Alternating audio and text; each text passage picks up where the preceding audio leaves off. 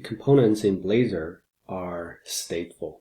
And with stateful components on the front end, you will very soon run into problems with state management. And that's why there are different architectures for managing this state. And one of them is Flux from Facebook.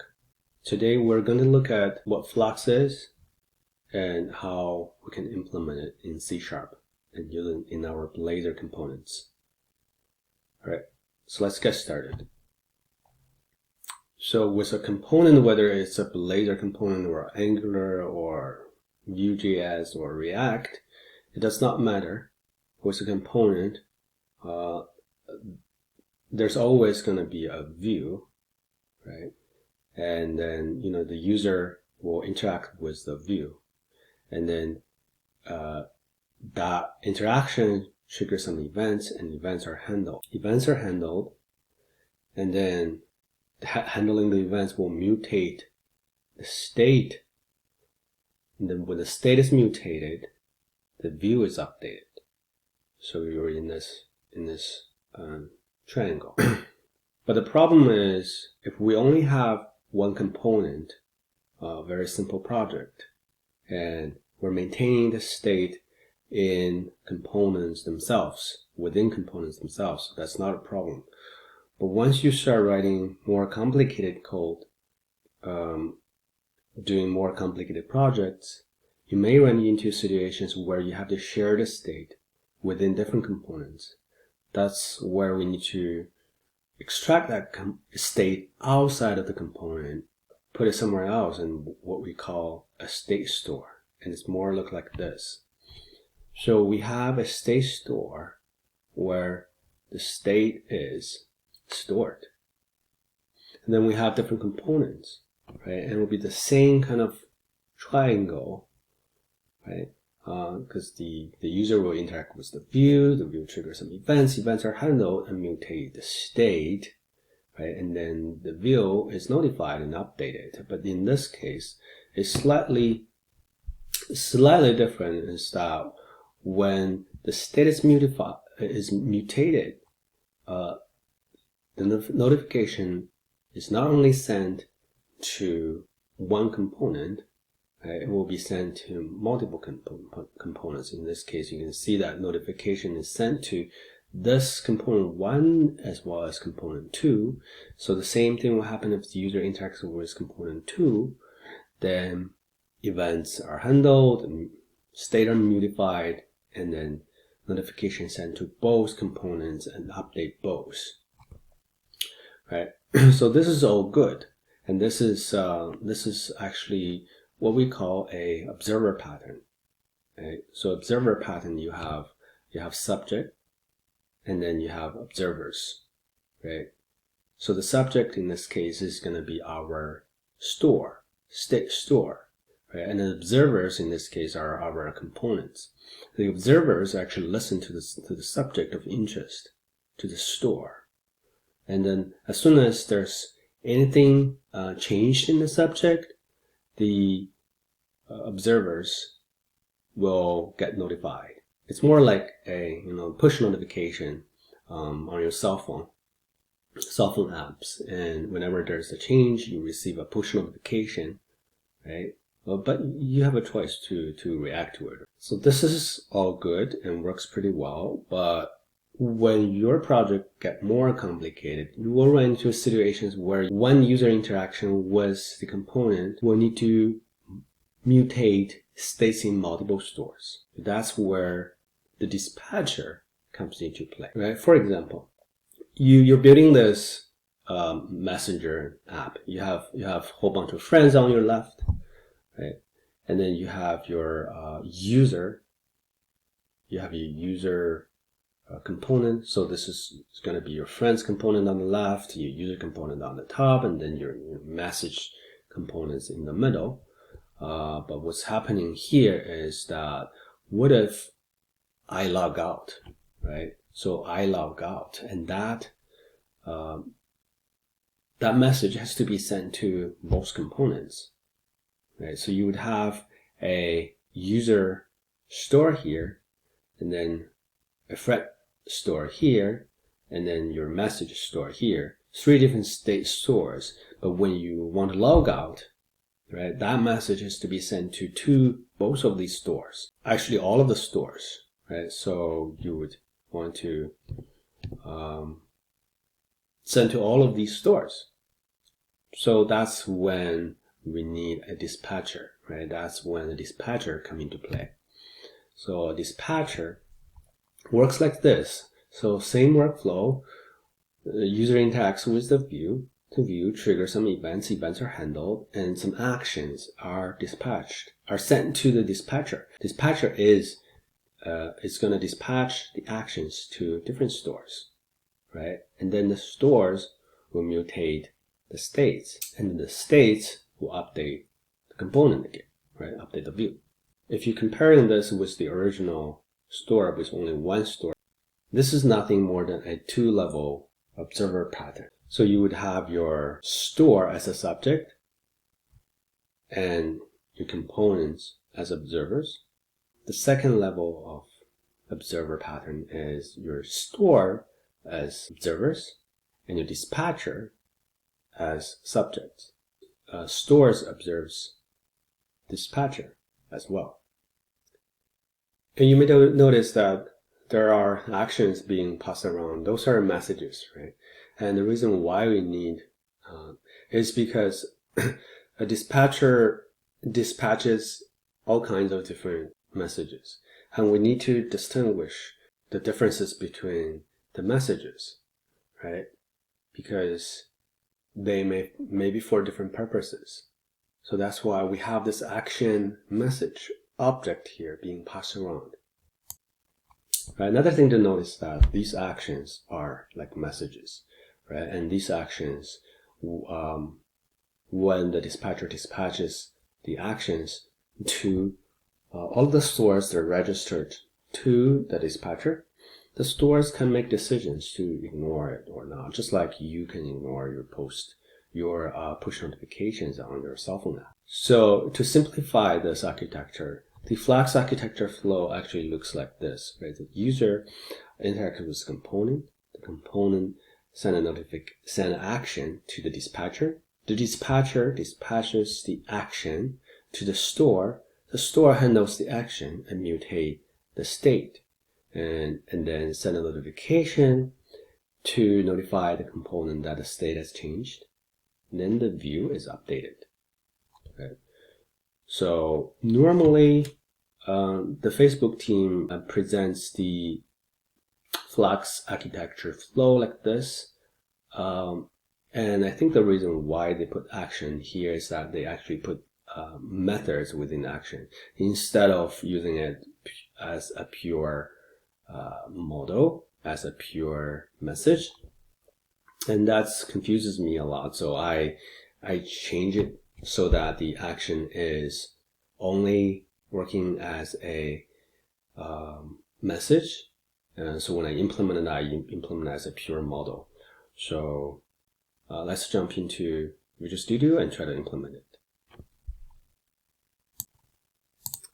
First, let's create a Blazor app.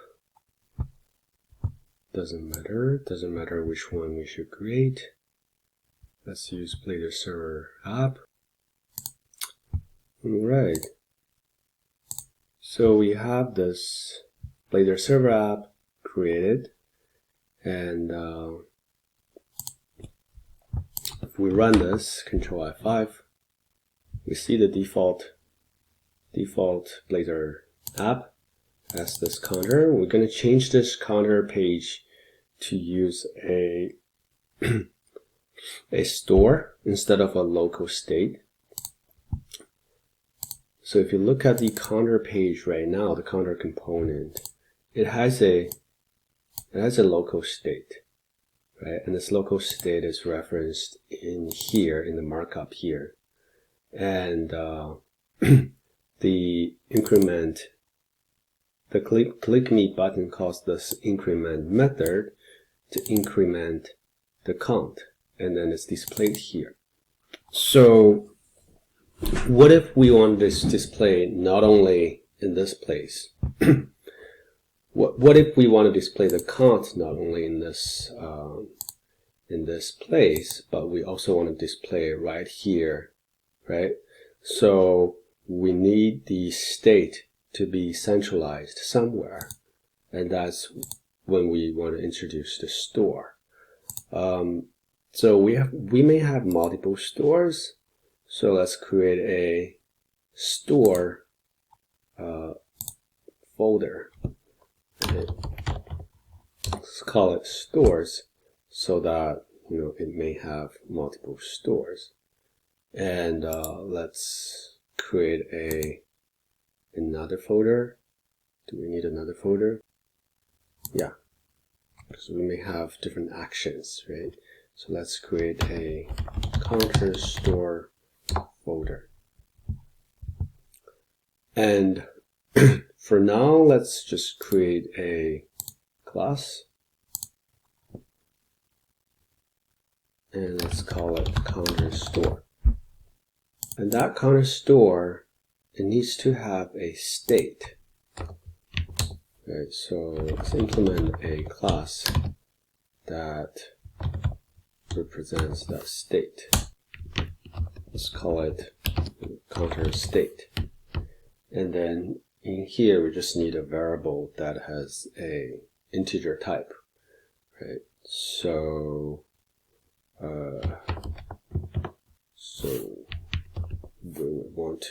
we would want to have integer type count, and I don't want it to have a setter. So let's initialize this in a constructor. Right, that's it. So we have this that only has a scatter, so that our state is immutable, which is better than mutable. This is we're actually using that in the central place. And in our store, we'll have to use the counter state, right? So we'll use our counter state like this. Well, let's just call it state. Doesn't matter what state it is. So our counter state here, and then we'll expose a get state method. Right, so we'll get the counter state,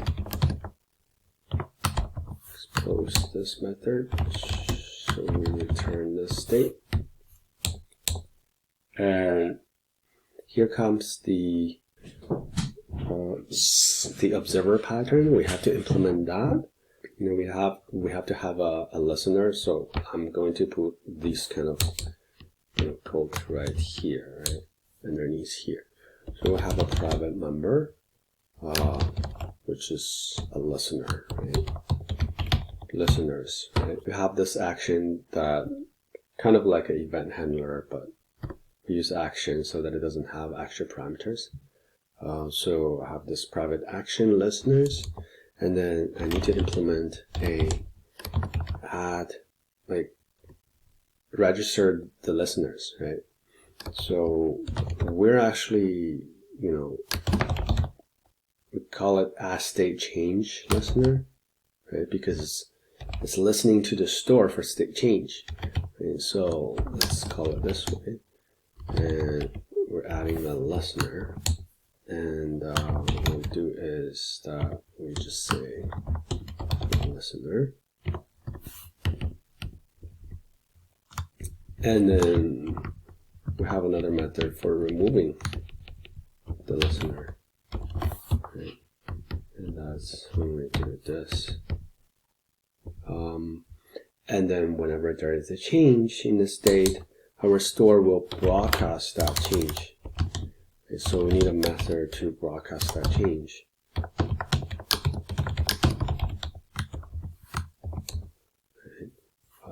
Public, and then here we say listener invoke.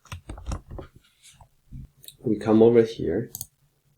So instead of using this local state, we need to dependency inject the CounterStore, right? So if we go to our startup class, configure services, we just add scoped. Right, so because we don't want to share the state with all of the users, what is scoped is scoped to the connection. Right, so we can have our store, CounterStore. It's called CounterStore right here. Right. We're not implementing an interface just yet, so adding this one instance associated with that connection.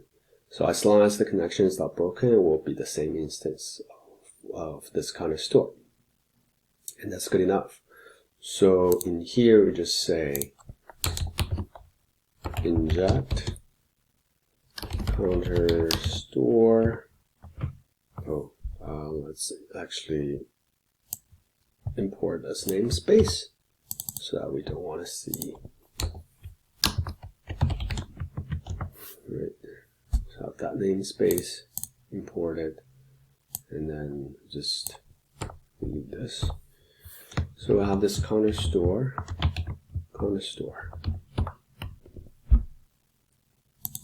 So this CounterStore right here, so we can delete this, and then we can go over here and say CounterStore dot state dot get state dot count, right? And then our CounterStore will also, so let's actually use a region here, because this is boilerplate code. I don't want to see it all the time. So this is listeners. Well, actually, let's call it observer pattern. Observer pattern. Okay, so let's close this. And well, I want to implement increment count. Right. In here, first we'll get a count.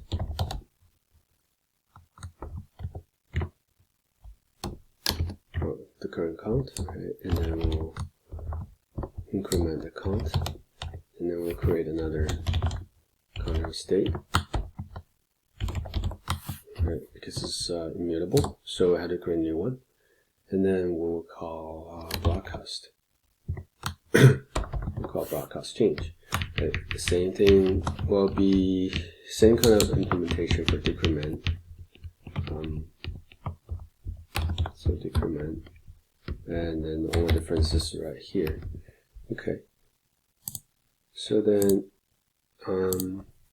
increment count here we'll say, CounterStore dot increment. This broadcast thing I want it to be private. So increment, and then we have to register our component to listen to the store, right? So for that we'll override initializer, which is automatically formatting things in a weird way.